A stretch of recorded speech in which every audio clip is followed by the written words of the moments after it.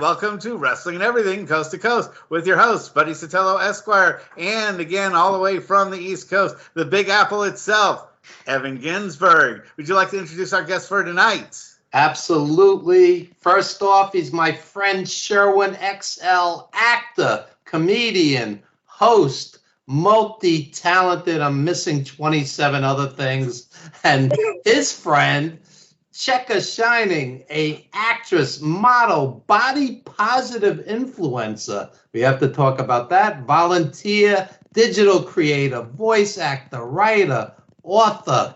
Two very, very talented people. And Cheka, since this is your first time on the show, tell us a little about yourself. Well, I'm a single mom. I'm chasing my dreams, and I'm so thankful for you having me here today. Great. Now, you sound wonderful now. We're having so much crazy technical stuff earlier. It sounded like a million miles away. Now it sounds like you're right next door. And Sherwin, thanks for being back on the show again. We're glad to have you as a guest. Oh, man, I had fun the last time, and I'm sure it's going to be fun again. Thank you for having me on here. What's up, Evan? Hey, Cheka. And this time your head is not going to be cut off during the whole show. We have you framed perfectly. Last time I thought it was good, but this time I'm making sure I'm good. We got your mouth really well in there that last time. Yeah, guys, how are you? Everything's great. Like you're a witness protection. You were like doing some kind of witness protection thing. So, yeah. Anyway, so tell us what you've been up to, Sherwin, since we saw you last, which was about 6 months. Yeah, adding on to what Evan said with the 27 things that I'm capable of doing and more, I just became a casting director a little while ago. And just recently, there is a film by a gentleman by the name of Andre Guilty, who he, as a person that has worked with Public Enemy in the past as Andreas 13. And he has a couple of movies, and I was helping him cast just recently for a film called The Last B-Boy, which is a 1979 pitched movie that he's doing. And as I was helping him, he was like, I really like your voice. I had something for you. I have something for you. And so I was like, okay. But in the meantime, he said he needed some protesters. And a friend of mine introduced me to Cheka Shining. So she's one of the protesters in the film. What are you protesting? They're protesting against hip what is it, disco? It was disco, right? Or hip-hop. That breaks my heart. Yeah. Rock and roll was going against disco, and it birthed hip-hop. So that's what the guy was saying in the film. So Cheka hopped on as one of our great protesters, and the director, he was like, I like the bass in your voice, and I got something for you. I don't know yet, but I know it's going to be something great. And then he tells me he wants me to play a Don Cornelius type. So he comes up. I'm playing a parody of Don Cornelius, and my character's name is Don Orpheus of Soul Power TV. So that's what's going on with me right now. We just filmed that, and he's talking about he might want to do a tour and turn it into a series and all this crazy stuff all of a sudden. I happened to bump into people last night that I hadn't seen in a while. Like I bumped into Cool Bubba Ice, who he's portraying Red Fox in the film. And then Clint Smith, who was the third barber in the Coming to America movies. I bumped into him last night. And the funny thing was, I was able to fool them because I'm bald, so I usually have on I have no hair, so I had an afro on, and I had on a trench coat, tie, and I was like, you know what, I don't like you, and I did it to the both of them, and they're like, I don't like you either. I don't even know who you are. I was like, yes, you do. I'm Sherwin XL, mofo. And they were like, oh my god. So it was kind of cool to be in costume and in disguise, and they didn't know it was me, and I could just mess with them and pull a prank on them, So it was kind of fun to pull a prank on some guys who have entertained me, So I had a ball doing that. So that's coming up. He was saying that we might do a tour in July. I don't know exactly when he's going to drop the movie, but he's pretty much near finished. These guys named Stone of Berserk that had opened up for Public Enemy, they're also in it. And I met them for the first time because I actually got Son of Berserk into a documentary that I think I talked to you guys last time called by a gentleman by the name of Archie Snowden. It's called The Masters of Ceremony, the Long Island Masters of Ceremony, the Underground Innovators. And I just got him in. Chuck D's very first partner before Flavor Flav that went by the name of Butch Cassidy, who also was Tupac's very first bodyguard, and he goes by the name of Sensei Aaron Allen. So it's just funny who you meet in this business and what they've done and who they've met, But Cheka is a very, very wonderful model and mom as well. She's a great mom, and I'm looking forward to seeing more from her. Like, I want to see her shine. So I've talked enough. So Cheka, talk to us about. Okay, so I'm doing a couple things. Yesterday, I was actually at the studio recording that song that I was singing for you. I finally recorded it. What a beat! Okay. So that's exciting. So I'm working with Roll Stacks from what is it? Eternal Thug Life. So that's kind of cool right there, And Kate Sutter. Well, I'm helping her right now with a body positive movement. Real way, the runway.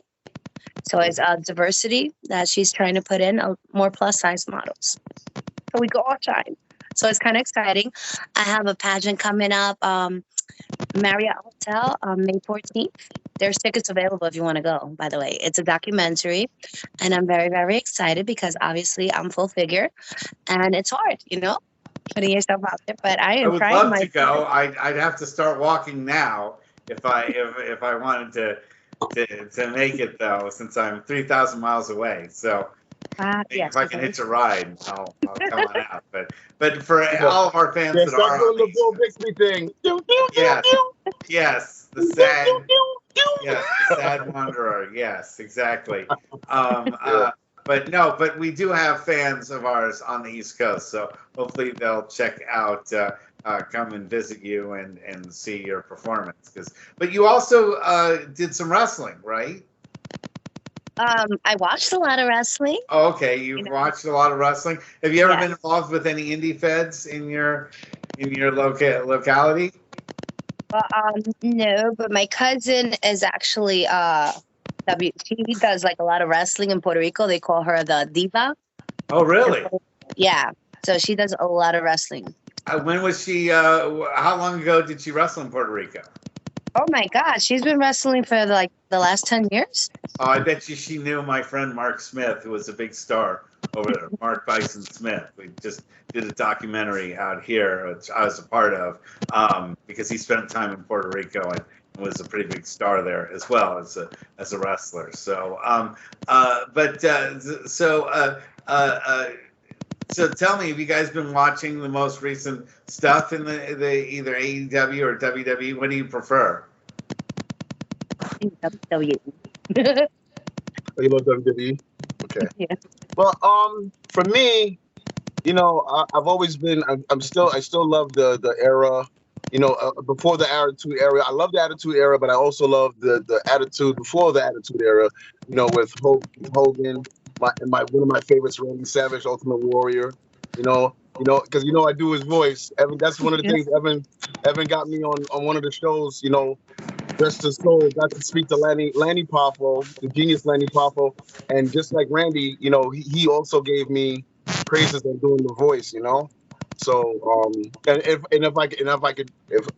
try and emulate him, but just don't pull a muscle or anything. Yeah, on the show Under the Mat Radio. He was going back and forth with me doing Randy's voice, and this is what Lanny said. Lanny said, "Did I say something?" And the guy said, "Yeah, sure, Lanny, go ahead." And he goes, "That's one hell of an impersonation you did of my brother. Thank you." Yeah. Big go ahead and do your Randy Savage if you want. Oh yeah, I can always do it anytime, anywhere, any place, because I got the mega gear, the mega what power? Yeah, dig it. There you go. That's great stuff. That's great. The funny thing is, I've been doing that for so many years, and when he did his hip hop album, I got to meet him and do it right in front of him and Crush. So it was so fun, And only other person that I got to do an impersonation of their voice was a legendary comedian, Paul Mooney.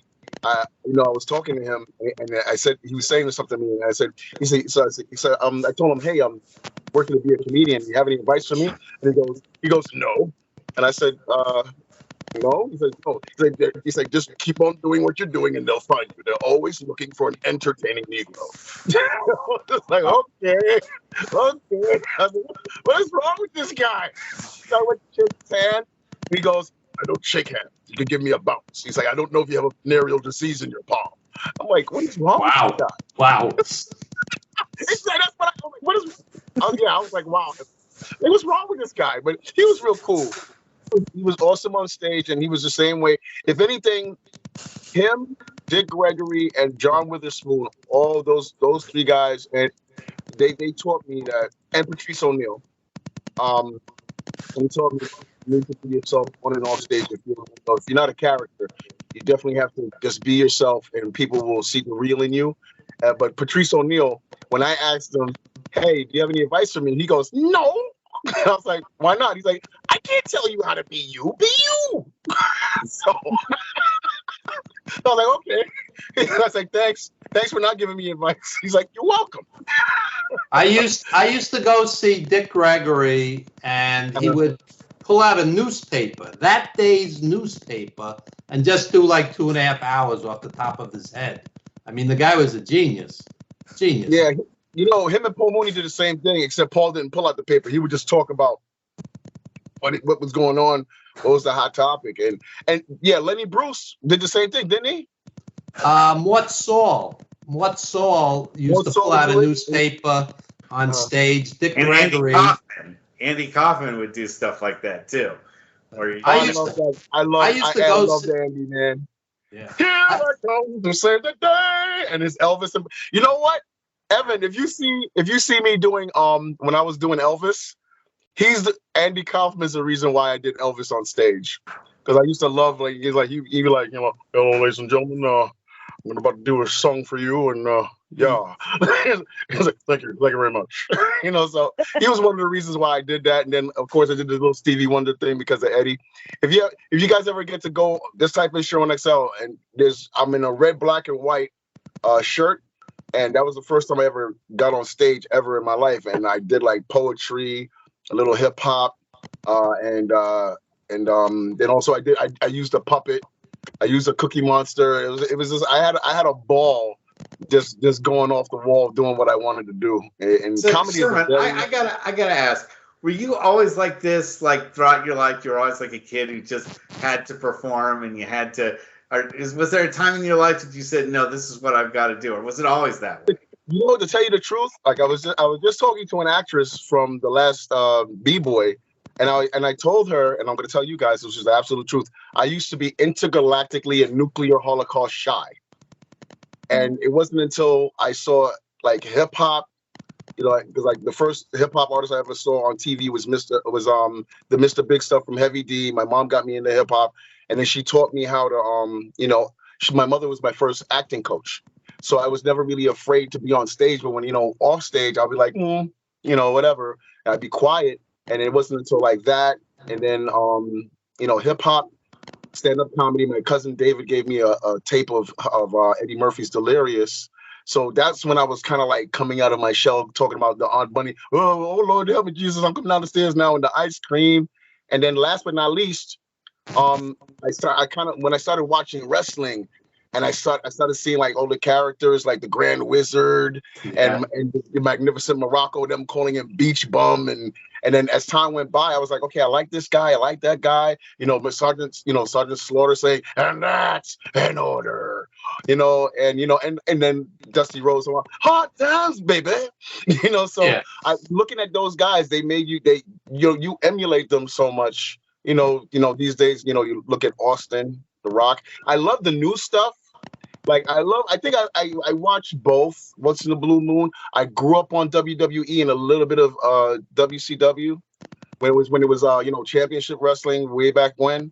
And it's like wrestling is my uncle got me hooked on that since I was a kid. Like the main event that I saw at Madison Square Garden when my uncle Eric took me to see, it was Blackjack Mulligan versus Andre the Giant in a steel cage match. So that was. What did your dad think of wrestling though? My dad, he wasn't wrestling, so he wasn't really a wrestling fan. He wasn't a wrestler. My uncle got me locked into it. You know, my dad was more he was more like he liked F Troop, MASH, and Barney Miller, and then the Jeffersons, and all the good sitcoms that like they just recently tried to bring back, like All in the Family, the Jeffersons, Good Times, So he also loved the what's that guy's name? Oh my gosh, hold on, I'm gonna take Hercule Poirot. Oh, Which, the mystery. Murder on the Orient Express. He loved that Agatha guy. Christie. That's Agatha Christie. Yeah, so he loved that character, which they just made him new. I think Daniel Craig just did it, right? Not Hercule Poirot. He's not. Daniel Craig plays a Southern. No. Who was? Oh, somebody. Well, okay, yeah. He just did the okay, excuse me. He did the Knives Out or something like that, right?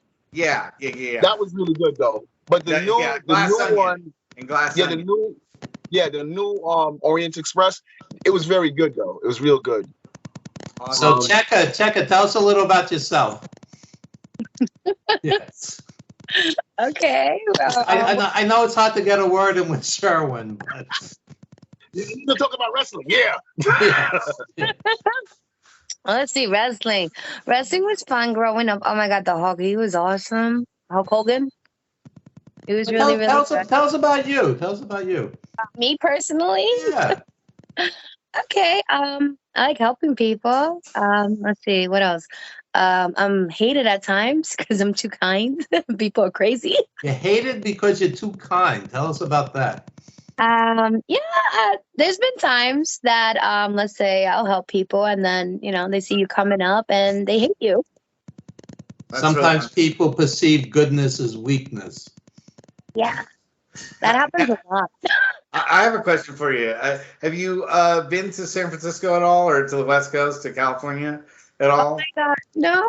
I am so crazy to leave New York. Honestly, Tell me where you are in New York. Tell me where you are in New York. I'm in the Bronx. I actually live in the worst neighborhood. Which is now, when you consider how expensive the entire island is there really a terrible neighborhood anymore? It costs, it's like in San Francisco.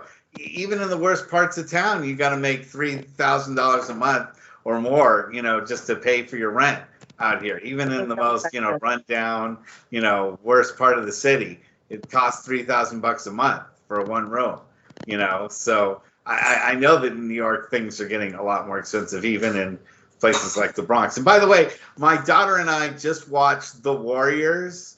So, Sherwin, I'm getting a frame of reference for your movie. Does at least one person say, "Can you dig it?"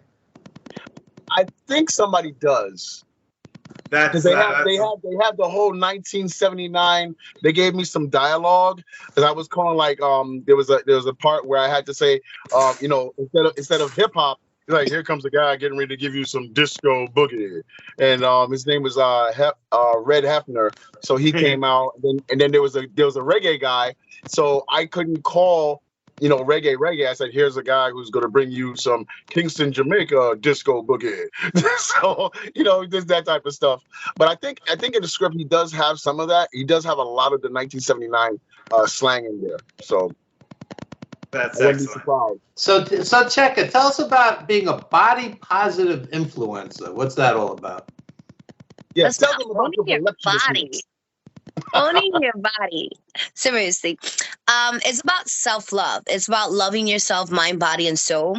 But when you fully love yourself, you don't care what anybody thinks. And that's what I've been pushing with the body positive movement, is to truly love yourself. Inside, outside, everywhere. Just love yourself. Your body's sexy anyway. So an artist like Lizzo, who is wildly popular to the point where she could sell out Madison Square Garden 2 nights in a row. I think this helps because, instead of being, quote unquote, the traditional standard of beauty like a Beyonce or a Janet Jackson, there's Lizzo, who's a brilliant artist, multi-instrumentalist, and I love her. I mean, she's a total package as far as a talent, and I think somebody like her really helps in a movement like this. What's your take on that? I admire her because she had the courage. And honestly, she gave me a lot of courage. Seeing her, Cardi B, it gave me courage to chase my dreams, because I see them as strong, independent women. And they didn't care what anybody thought. They get hated, but they don't care. They keep going. They're inspiration. I love them. There you go. And how old's your child? Oh, I have 5. Oh, 5 children. Wow. That'll keep you busy. Oh, yes. Yeah. What are their age ranges? I have an 18-year-old. I have a 16-year-old, 15-year-old, 10-year-old, and a 4-year-old. Wow. Is there like a medal for that? Oh my God, 5 kids, not easy. No, it's not easy. I'm by myself, so it's really, really hard. I try to co-parent as much as I can. In school? Is the 18-year-old in college, perhaps, or at the end of high school? My little angel, he's actually finishing up high school. And, they say single moms can't do it, but I did it. He got a full ride, and he will be next year in university. So, oh, wow. Okay. And what will he be studying? Do you know what he's interested in? Business and accounting. Excellent. That's wonderful to hear. And the 14-year-old, hopefully that child's headed in the same direction, I would hope. Everybody going in the same direction. That's great. Mommy don't play. Education Either that or mommy's going to hit him with the chacleta. Oh, no. Mommy talk positive. That's so good. let me throw this out there. Bill Maher, who I've been watching for decades, in recent years, he's been very anti-college, and I disagree because I think education is very important in the American dream. The American dream, when people come to this country, and we're all basically from immigrants, one way or the other. The American dream is hard work plus education equals success. So when Bill Maher gets on his program with a wide audience on HBO and speaks against college, and you're a proud mom because your kid's going to college, what's your take on that? College and university isn't meant for everybody. I believe everybody does have a choice, and they should follow their own path. As for my kids, I would hope and pray that they go because education is power. But at the end of the day, it's their choice, and I will back them up, whatever they choose. Well, if somebody gets a skill, I mean, I had a locksmith come and replace 2 locks, and it was like $1,000. So you can make good money with a skill also. Yeah. But, no, seriously. But my point, I believe that college, for the most part, not for everybody, but for the most part, could really change your life. And, I just find it interesting that Bill Maher on the left, and I'm on the left, and Fox News on the right, they're like anti-college, both sides. And it was never like this until recent years. Well, as a counterpoint, I'm an attorney, and I was just talking to a new associate at another firm who is over $200,000 in debt because of student loans. Well, that's a different situation. That's what I was going to talk about. You go to City University in New York, like Queens College, which is a perfectly good school, you're not going to be $200,000 in debt. I wouldn't advise kids to be $200,000 in debt. No, it's making people basically indentured servants for the loan companies. I mean, you don't even work for yourself. You're working for, Navient student loans. I'm still got a couple $1,000 I got to pay off for my law school loans, and those were like a million years ago. I paid off the government loans very easily because those were under a low percentage. But student loans, you can't dismiss in bankruptcy. You can't dismiss them even in death. They'll collect from you. They are the most floods. That's crazy. Yeah, and you can't renegotiate the interest rate in which you get it, like a home loan or anything like that. So it does kind of suck. They're very inflexible, and they're always there to suck the blood out of you. So yeah, go ahead. You know what it is. You know what it is too. A lot of the times, you more hear a lot of the bad aspect of it, because like I had a couple of guys when I used to go to NYU to perform, with the Lyricist Lounge. I always used to hear, oh, this guy he got his master's in this and his master's in that, and he's a doorman right now because nobody would hire him, and he has debt up his up, And up and, the and wazoo. I got a master's in education, and anytime I've needed to make money, I could always teach. Always. I Yeah, can but some teach of till these I'm guys, 90. some of these guys give up, Evan. I think that's what it is. Some guys and some ladies don't have that unstoppable burning desire to keep moving forward no matter what. Okay, if I can't get a job here in New York, maybe I should try in New Jersey. Maybe it'll take me over there. Maybe I need to move. Some guys don't want to take that risk. They're like, okay, I want a job here at home. Like my one of my best friends, I call him my cousin. His lady, my cousin Glenn, his lady Tamara. She got her master's. She had experience, and she kept on going and going and going. Couldn't find a job. Lo and behold, he found a job, and they went out to Dubai for like about 5 years. And she got a job where they didn't have to pay rent. The only thing they had to worry about was gas and groceries. And they stayed out there for 5 years. She was just racking up dough.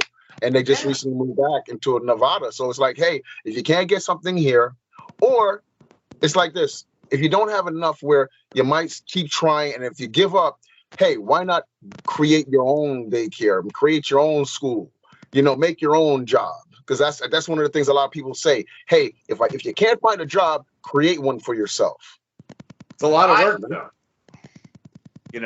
Like Sherwin, I'm involved with movies. Okay, we made The Wrestler with Mickey Rourke. Okay, I was associate producer.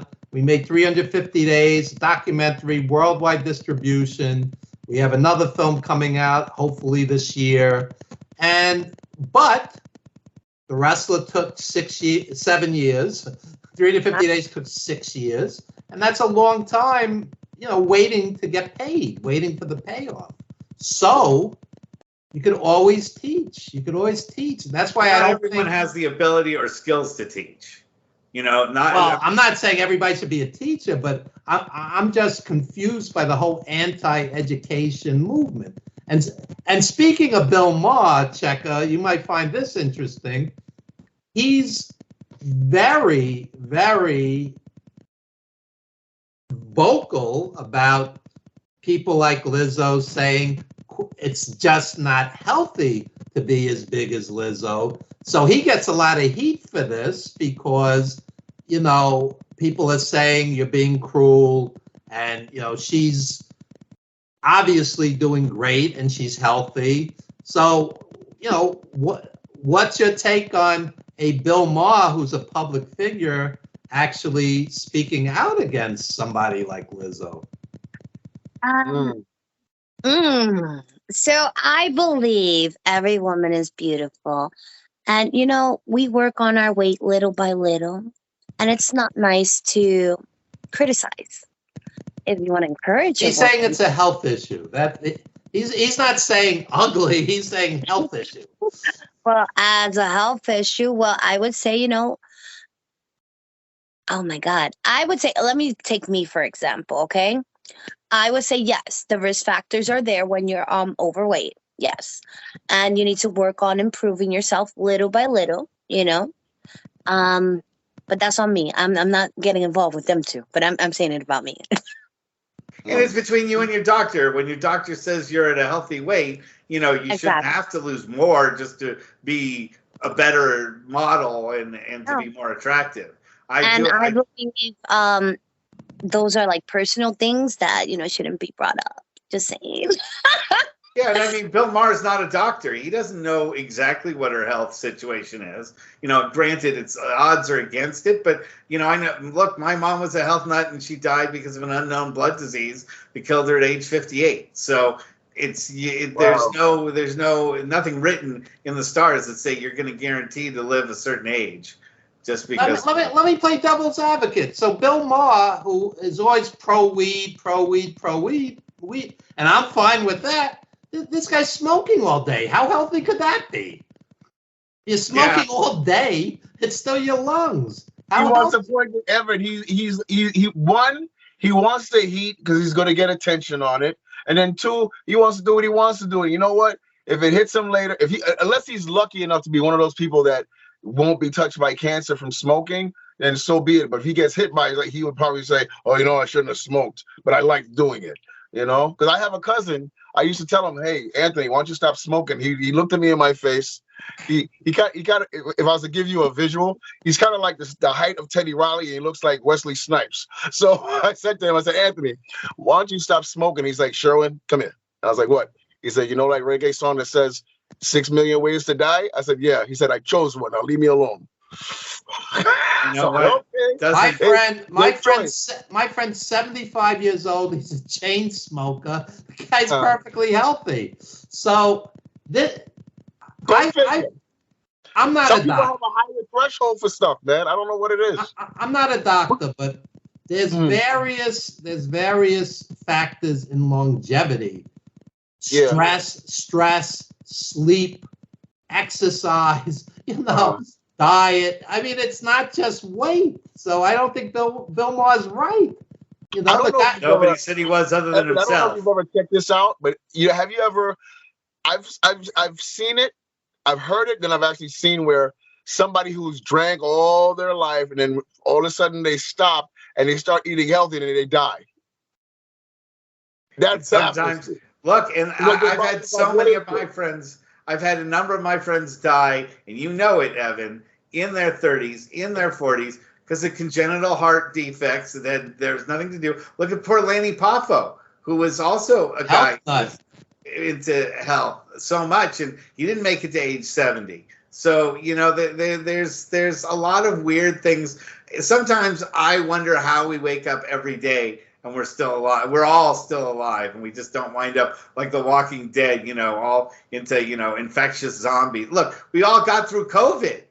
A million people can't say the same thing.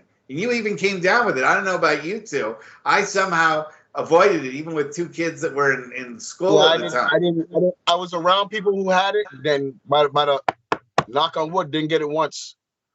My wife and I had COVID. For 3-4 days, we felt horrible. Within a week, we were fine, and it was like a bad flu. And 5 of my friends died from it. So, there you go. It's like people have different. I know. A lot of people were dying here. Even kids died. Yeah. I caught it. The kids caught it, and we caught it for 2 days. One of them got really sick. It lasted like 3 weeks. Oh wow! Yeah, and you don't know if you could get it again, and you don't know what the long-term effects are going to be. Nobody does. So I know somebody that got it. I know somebody that got it. And I think in the years prior, they had bad asthma, so it almost triggered it, and then that was it for them. Oh, yeah. And I just had another friend of mine come down with it last week, so it's not like it's gone away anywhere or that it's never coming back. It's going to be probably part of our lives as long as we're around too. So somehow we made it through all of that stuff, and we've beaten the odds there that 1 million Americans didn't. But it's fortunately, I'm glad to hear that everybody else overall is okay, especially with your large family. It's impossible. I have 2 kids myself, so I know what it's like when they get sick. There's no way you can keep it from going everywhere in the house. So that's going to be tough. So tell me, both of you guys, or all 3 of you, what is the biggest concern for New York's future right now? What is the thing that the people in New York care most about as far crime? People are freaking out over crime. Yeah. And rents. Rents are ridiculous in New York. Yeah, crime. Yeah. Yep. You hit it right on the nail, Evan. Crime and rent and people being the crime, people robbing grocery stores, robbing accessory places, robbing like jewelry stores because people are being laid off left and right. And out here it's shoplifting. Out here it's shoplifting and catalytic converters. Everybody's catalytic converter is getting stolen in San Francisco. Seriously, there's like 100 of them getting stolen a night.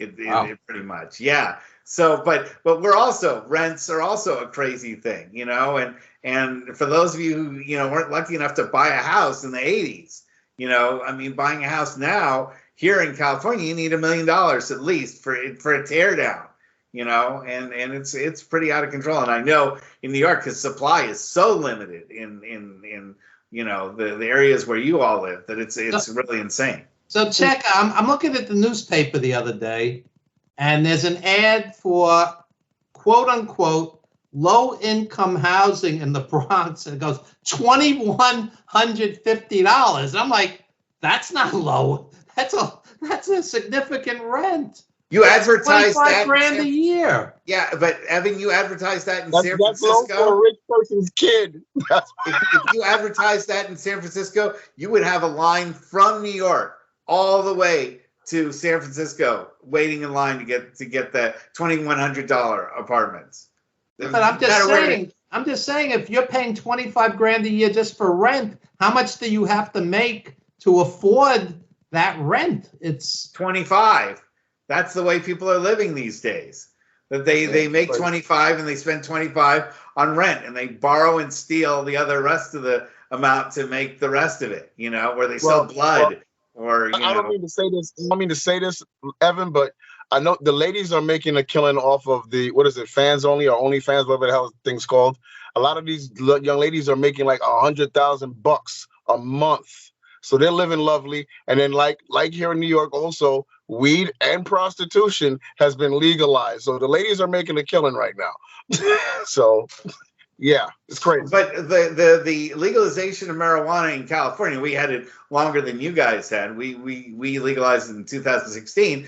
Prices on marijuana have gone down stupendously. You can buy an ounce of marijuana for under $100 here in California. Oh my God. I know. So that's the thing, is that selling marijuana now is no longer this high stakes drug deal. And, you know, it's worth 1/8 the price of what it was a few years ago. That people are not even going into the business of selling it anymore. It's just going to big corporate farms in Northern California. And the average, you know, ma and pa like weed seller from, you know, years ago doesn't exist anymore. There's no middleman. Yeah, because a couple of years ago, somebody had told me that I forgot what state it was that they started first, that you had to have a card to say that you could sell it. And then, but the thing about it was, here was the trick. I think either the state okayed it, but the government did, or the government okayed it, but the state didn't. And if you got caught without the card, did it, government refused. Yeah, and they would arrest you if you got caught without that card selling whatever you would, like weed or whatever you like. You would go straight to jail and you would lose everything. Because it's still a federal crime. Marijuana and possession of it is still a federal crime, even if your state has decriminalized it.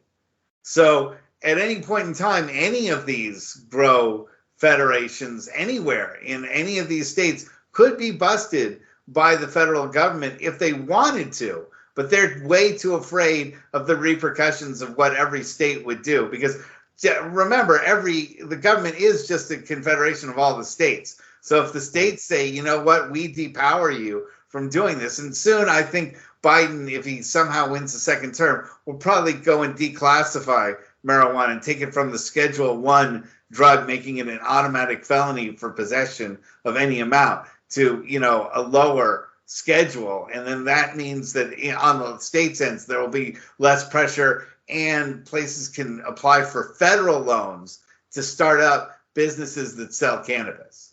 That's kind of, that's the lawyer in me, but I've studied this area, and I know about how it all is supposed to work. But until the federal government takes its blinders off and stops saying that it's a federal crime to possess even the tiniest amount of marijuana, you know, and it's as bad as heroin and LSD and everything else, then it's never going to be, you know, treated like alcohol, which it probably should be. So yeah, that's my. Cheka, you have any projects coming up that you want to talk about? Let's see. I got Queens on the Rise, a show that me and my friend are creating. So it's kind of cool. It's about empowerment, empowered women, you know. It's a cool storyline. So you got to just Google us on Instagram, follow us for updates. Can't give out too much information. She'll kill me. Okay. Well, I mean, you what got, is it like a discussion or is it like a musical? Is it It's what's going it? to be like a drama. A drama. Okay. Did you write it yourself or did you write it Uh, with her? I wrote some parts, she wrote some parts, so we combined it too. So it's kind of cool. And it's good that we were very good friends. So I can't wait to see this project come alive. I have some other things in works with my daughter, so I'm very excited. Thanks to Mr. Sherwin for the ideas. Yeah, no he's the doubt, best. no doubt. I can't wait to see the project and its completion. Where are you It's going to be performing it? Where What do you mean? what is it going to be in person? Is it going to be online? Is it going to be both? What's your Oh, well, what I'm planning to do is put it online. One of them online, another one on YouTube, and another one to create to sell. You should, if you're on Facebook, you should post on our page, Okay. about your event so that our fans can check it out if they want to see it. What about you, Sherwin? What's going up with you? Okay. A lot. um, okay. First and foremost, I have the Black Men's Brunch with 500 Men Making a Difference. Where Mayor Eric Adams and Pastor A.R. Bernard's going to be there, and Malik Yoba, and a gentleman by the name of Mark M.K. McLaughlin. He's going to be singing and opening it up, and that's going to be on the 25th of this month, and that's going to be at the Navy Yard. Anybody that in Brooklyn, if anybody would like to get tickets, it's www.blackmensbrunch.org. That's this month. Sometime this month, I have a comedy special that I hosted called Love is a Battlefield, a stand-up comedy special that's going to be on Amazon Prime sometime. Nice. And then there's a documentary that I was contacted by New York One and a gentleman by the name of Archie Snowden to be in it. It's called Long Island Masters of Ceremony, The Underground Innovators, which is about some of the hip hop guys that were out here and nationwide that didn't say that they were from Long Island, and they're letting you know, hey, we're from New York, but we're directly from Long Island, which has DMC from Run DMC, Geechee Dan, who created the mixtapes, and DJ Kool Herc, who started the whole party vibe in the Bronx, and then also Eric Sermon and Biz Markie also was in it. One of the last things that he did before he passed on, and yours truly is in it. And then I just recently got 5 stars for a voiceover that I did called NYC Crime Time. That's on Spotify. That anybody can check out. It's a crime story where they have like a little mini movie in there or just an audio.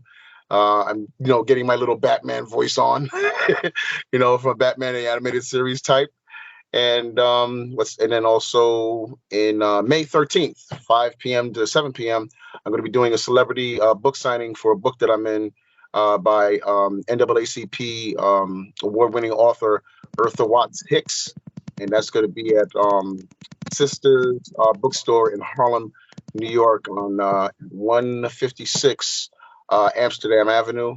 And then last but not least, next week, I'm going to be going to the United Nations with the King and Queen of Etioni, Osun State, Nigeria, for the new generation of storytellers at the UN 67th CSW Parallel event of new generation of women storytellers and film.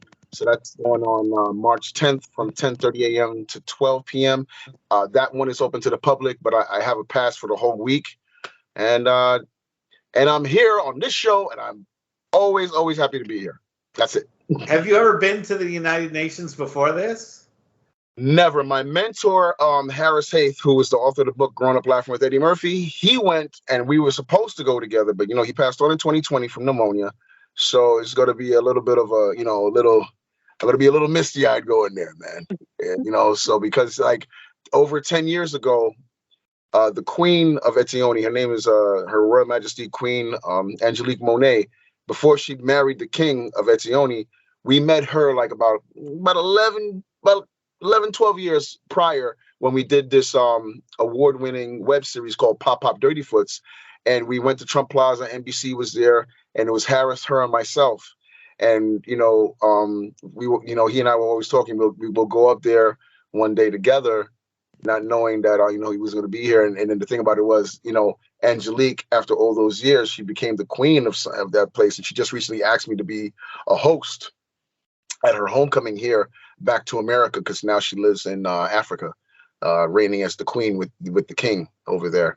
So I'm pretty blown away that I'm going. I've never been to the United Nations ever. So this is the first. Beautiful. It's beautiful. I've been there. Yeah. Oh yeah. When did you go, Evan? Ages ago. Just as a tourist. I wasn't running around with kings and queens like Sherwin XL. But stop it. It's beautiful. It's beautiful. Yeah. Oh, you know what? And I told Cheka about what you told me the first time I met you, and we sat down and we spoke, and then when we were done, I always talk about you, bro. Anybody that complains about the entertainment industry, I talk about you. I talk about DJ Wiz, DJ Evil D, and Harris Haith about the advice that I've been given by some great people. And one of the things I said about you is it always makes me chuckle, but it's always the damn truth. I don't usually curse, but today I don't give a damn. Evan told me, he said, Sherwin, you know how I stay happy in this industry and in life? And I said, how? He's like, I stay away from assholes. Yeah, that's pretty much it. That is the best and it's the best way to live. Best way to live. And follow your instinct, because yes, if you get a bad vibe from somebody, there's probably a reason. No, seriously. Yep. Seriously. I never realized how important that is. Yeah. Yeah. Right. Here's a California question for all three of you folks, because I have all three of you are in different parts of New York. What's the best place to eat? Ooh, Little Italy. No, what restaurant? What restaurant is the best? What's the best restaurant in New York? Wohop, Mott Street. What do they have there? It's this Chinese restaurant that's been there like 100 years, and it looks exactly the same as it did 50 years ago. Yeah. Wow. Oh, what's the best thing to order there? For me, it's a Thai. How special? I would say I love this place called TikTok, but I just recently went to this place called Iguanas, and they have they have some dishes over there. I've never really gotten into Mexican food, but I love it. I love the food, and you can go there. You can go and dine. And then after that, you can go dancing downstairs. For fellas, it's free before 9. Ladies, it's free before 11. You can sit down about 7:30, 8 o'clock, enjoy, digest, and then go dance if you want to. Upstairs or downstairs, they have Latin music all the way upstairs. All Latin music. And downstairs, a mixture of Latin and hip hop, R&B, house, Afro beats, soca, reggae, a little bit of pop. I think somebody asked for some rock. I think if you ask the DJ, he has it, he'll play it. I love going to places where they play a mixture of everything. It's really cool. There's a place somewhere. I forgot the name of the place, but TikTok. I love TikTok because you can have breakfast there even if it's like midnight, and I love their milkshakes. That's the only reason why TikTok has a little bit of in my heart. But right now, Iguanas, I love going there to eat. Great place. The Mexican food is awesome. If you're looking for some good Italian food, I would have to say Full Moon is really, really good. They serve everything, like different types of pastas, Sicilian pizzas, regular pizzas. Like, they're really, really good. If you're looking for some good pastries, Artusio's. They even have sugar-free. So if you get some sugar-free ones, definitely a plus. And they still taste good. That's good to know. And if you guys ever come out here, I'd probably take you to Cattleman Steakhouse, which is just right outside of Petaluma. But they've got some California-grown cows that they get right off the farm and throw them right on the grill for you. So. Oh wait, there's one more place. Even though I haven't been eating too much seafood, Bubba Gump Shrimp is really good. I don't know if you ever got. That's a chain, isn't it? Huh? The Bubba Gump Shrimp Co. That's a chain place. Yeah, they have a Because couple we had chambers. one in San Francisco on Fisherman's Wharf. I think it closed a while ago, and I've been there. And it And was Willow. pretty good. And Olive Garden. Olive Garden's great for Italian food too. Yeah. I trust me. I would not go 3,000 miles to New York to go to Olive Garden. Yeah. Honest TikTok. I used to like Red Lobster, but I still think like every other African American person, I probably like BBQs too. So BBQs is pretty cool too. Yes. So yeah, I haven't been to Ruby Tuesdays, but I gotta check it out. So let our fans know how they can get a hold of you guys through social media if they want to get in touch with you. What's the best way, Sherwin? Lady first. Okay. Okay. Cheka Shining 10, which is CHEKASHING 10. At what? Instagram. Oh, I'm sorry. I should have told you that.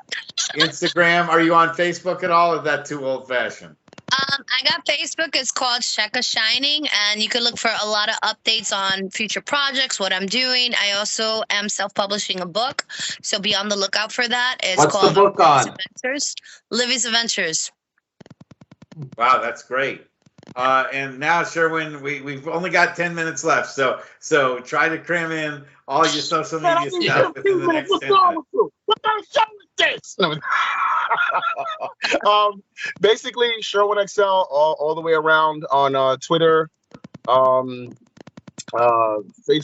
Instagram, and you can hit me there. It's SHERWIN XL, and if you want to call me, 347-792-9475. That's 347-792-9475. If you need to be casted for something, I'm helping getting people casted in films like this young lady. It's a wonderful, talented young lady right here who's a wonderful mother of 5. She's awesome in doing her thing, and I'm proud of her. Looking forward to her doing more and more. And that's about it. That's it. I just got the simplest idea. Cheka, why don't you do a reality show on being a mother of 5? That's a good idea.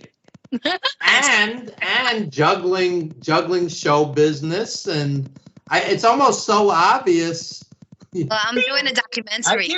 Idea. But I'm saying an actual reality show. You know, your kid's going to college, the other kid's dating, whatever. You got 6 characters for a show. You see what I'm saying? 6 is enough. Yeah. Throw in like a cute dog and a cute cat, and you got 8 characters. That's it right there. That's the title right there. You got it. 6 is enough. To build your clan. I'm serious. I'm really serious, because with all your outside interests, it's not just about being a mom. You're juggling show business and I don't know. Else, right? Whew, it's hard. Sometimes a simple idea, works. Mm-hmm. Or just do a pilot, a 20 or 30-minute pilot, and shop it around and see what people think. That's a good idea. You never know, right? Yeah, it could be a web Why thing. not? I say you go ahead and do it. Go ahead and do it. Go ahead and do it. As my late mom would say, the worst they could say is no. And if it becomes a big thing, we can say, hey, this is the show where it all began. So it would be great publicity for wrestling. Hey, look.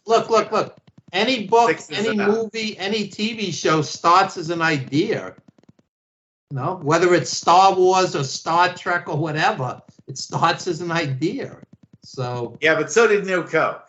So, you can go either way. So, Yeah. Let me do this for you, Cheka. Cheka Shining. 6 is enough. Coming to you soon. Thanks to you by Evan Ginsberg. no. And let me just now that everybody's laughing, let me bring everybody down.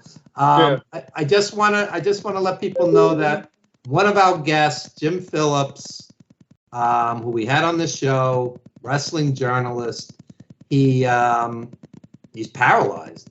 The guy's paralyzed. What happened? Car accident? Mm-hmm. He had an abscess on his spine. So he thought he's going to the doctor for a backache. They They said you would have been dead the next day. They had to surgically remove it, and now he's paralyzed. He's been in the hospital for 44 days. So there's a GoFundMe for Jim Phillips, Phillips. So if anybody wants to contribute, we'll And put on it- that same, Evan, and I'll pass it around. and on the same vein, GoFundMe, Jim Phillips. and on the same vein, our former guest from a couple shows ago, Shane Doc Atrocity, the guy who taught me how to become a wrestling manager, he's having his finger amputated because of skin cancer that got out of control. Yeah. And because of COVID, no doctors saw him, for almost a year. And so, the skin cancer got worse, and it's on his hand that he does tattoo art with. So he's going to be out of work for maybe almost a year due to the amputation, and we have to learn how to draw again. So there's also a Shane Doc Atrocity. You can look for that on GoFundMe as well. And unfortunately, there's a GoFundMe for him and his situation too. So there's some people in some tough ways these days, and anything we can do to help them from the show, I'm here to help. So. Yeah. Anyway, sorry to bring everyone down. It was Now that we depressed everybody. No, it's not depressing. I'm all down for, like, you send me the links and I'll send it out to people privately, publicly, whatever. Appreciate it. It's all about you see, the thing about it is, you guys, I'm not going to take that as depression. That's, what you guys are doing? You're showing Trying love to to help. people that you love to get help for them. So We raised $5,000 in 5 days for this guy. Nice. My prayers for them and their families. Amen. So this is no joke. It doesn't bring me down, Evan. That's inspiring to know that you guys love them enough to try and help. So I commend you guys for that. Definitely. We help anyone that's been on the show and that's shown that they want to help us. We're there to help them too, in big ways, fine. small Find ways. me a wife. Find me a good woman that doesn't want to fight with me all the time. I'm telling you. Cheka might be available. She said she was a single mom. So there you go. There's some matchmaking for you. Anyway, guys, it's been my pleasure to have you on the show. We'd love to have you on again as guest. We were matching on the music video, right? We were just we were matching because I had on a blue shirt, she had a blue hair, so who knows? I don't know. I'll take you to the Mexican restaurant. We can chop it up. There you go. TikToks at 1 a.m. Anyway, you guys, It's really been a pleasure. Great to have you back on again, Evan, and we'll have you on. I know your book's coming out soon, so we're really looking forward to that. And we'll have you on as guests in the near future, folks. So thank you so much for being with us. Good night, everybody. Bye, everybody. Bye-bye. Thanks, guys. Thank you. Thanks.